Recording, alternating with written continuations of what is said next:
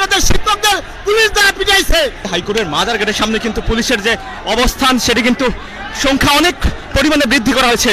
শত শত পুলিশ কিন্তু হাইকোর্টের মাজার গেটের সামনে আপনারা সরাসরি দেখতে পাচ্ছেন এই মুহূর্তে অবস্থান নিয়ে আছে। এমপিওভুক্ত শিক্ষকরা কিন্তু হাজার হাজার শিক্ষক এই মুহূর্তে সচিবালয়ের দিকে ঢল নেমেছে।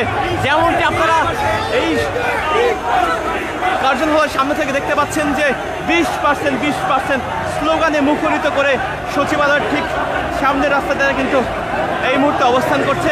আপনারা সরাসরি দেখতে পাচ্ছেন পুরো বাংলাদেশের নজর কিন্তু এই শিক্ষকদের উপরে। আপনারা এই সচিবালয়ের দিকে যাচ্ছেন। আমরা সচিবালয় ঘেরাও কর্মসূচি আমাদের কথা ছিল 4টা পর্যন্ত প্রজ্ঞাপনকারী হওয়ার কথা, যেখানে এখন প্রজ্ঞাপন দেওয়া হয়নি। আমাদের নেতৃবৃন্দের কথা অনুযায়ী আমরা এখন প্রেস ক্লাব ঘেরাও কর্মসূচি পালন করতে যাচ্ছি। সারা বাংলাদেশের বেসরকারি এমপিওভুক্ত শিক্ষকরা ক্লাস বর্জন করে শহীদ মিনার এবং প্রেস ক্লাবে চলে আসছে। দর্শক, যেমনটি জানাচ্ছিলাম যে এই শিক্ষকরা কিন্তু সচিবালয়ের দিকে অবস্থান নিয়েছে এবং সচিবালয়ের দিকে ঘেরাওয়ের কর্মসূচি দিয়েছে এবং সচিবালয় ঘেরাওয়ের উদ্দেশ্যে যাচ্ছে। দর্শক, শত শত শিক্ষক, আমি যদি ভুল না বলি হাজারের উপর উঠে যাবে এমপিওভুক্ত শিক্ষকরা কিন্তু এই মুহূর্তে তাদের যে গণজোয়ার সৃষ্টি হয়েছে সেই গণজোয়ারের মিছিলটি কিন্তু সচিবালয়ের উদ্দেশ্যে যাচ্ছে এই মুহূর্তে। আমরা কিন্তু প্রায় শিক্ষা যে চত্বর রয়েছে শিক্ষা চত্বরের কাছাকাছি চলে এসেছি। আপনারা সরাসরি যুক্ত থাকুন।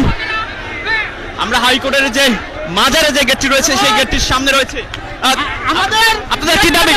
আমাদের দাবি হলো 20% হলো বাড়ি ভাড়া, 1500 টাকা মেডিকেল। সচিবালয় একটি গুরুত্বপূর্ণ জায়গা, সেই জায়গা কেন আপনারা ঘেরাওয়ের উদ্দেশ্যে যাচ্ছেন? কেন আমরা দীর্ঘদিন 2 মাস সময় দিয়েছি তাদের, 2 মাস দীর্ঘদিন 2 মাস সময় দেওয়ার পরে 10ই অক্টোবর বেঁধে দেওয়া হয়েছিল, কিন্তু তাতেও তাদের আমরা যে টনক নড়েনি।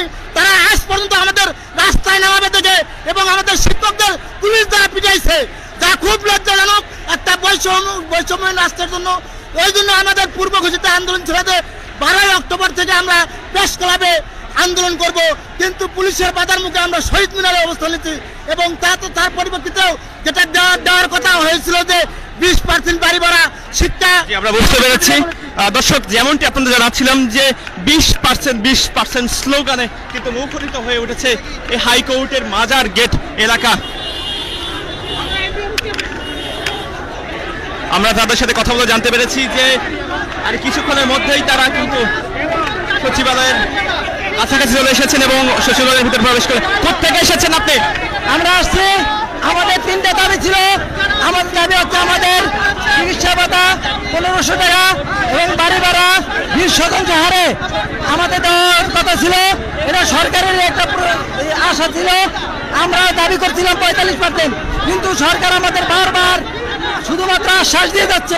যেমনটি আপনারা দেখাচ্ছিলাম এবং তারা যেমনটি বলছিল যে সরকারের আশ্বাস না পাওয়ার কারণে তারা কিন্তু সচিবালয়ের অভিমুখে যাত্রা শুরু করেছে। দর্শক, আপনারা সরাসরি যুক্ত থাকুন। সচিবালয়ের ঠিক কাছাকাছি অবস্থানে আমরা রয়েছি। আর কিছুক্ষণের মধ্যেই হয়তোবা এই শিক্ষকরা সচিবালয়ের ভিতরে ঢোকার চেষ্টা করবেন।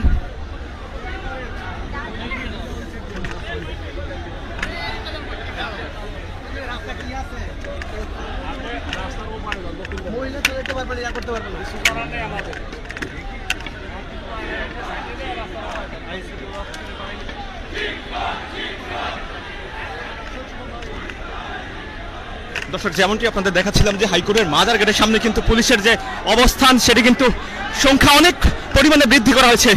শত শত পুলিশ কিন্তু হাইকোর্টের মাজার গেটের সামনে আপনারা সরাসরি দেখতে পাচ্ছেন এই মুহূর্তে অবস্থান নিয়ে আছে এবং ঠিক পুলিশের ব্যারিকেডের সামনেই কিন্তু রয়েছে এমপিওভুক্ত শিক্ষকরা।